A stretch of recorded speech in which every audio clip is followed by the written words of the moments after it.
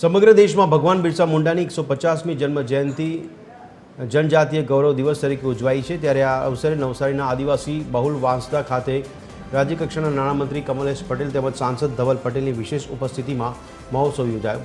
આ પ્રસંગે રમતગમત અને શિક્ષણ ક્ષેત્રે સિદ્ધિ મેળવનાર આદિવાસી બાળકો અને યુવાનોને સન્માનિત કરાયા। સાથે જ સરકારી યોજનાઓ અને જંગલ જમીનના હકોના લાભો પણ આપવામાં આવ્યા।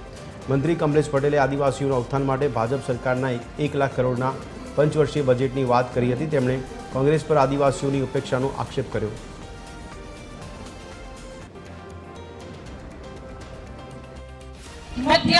અમારી ડબલ એન્જિનની સરકાર કેન્દ્ર અને રાજ્યની સારામાં સારી વિકાસની યોજના આદિવાસીઓ માટે લાવે છે, પણ હંમેશા અમારી ભારતીય જનતા પાર્ટીની સરકાર આદિવાસીઓ માટે છે।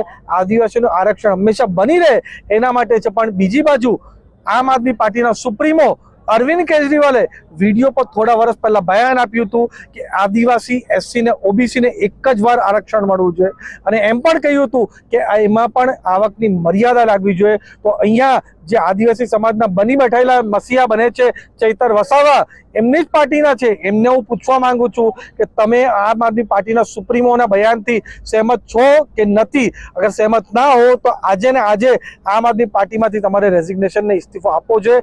નહીં આપો તો એનો મતલબ એમ છે કે જે કેજરીવાલે કહ્યું એમાં તમે પૂરી રીતે સહેમત છો।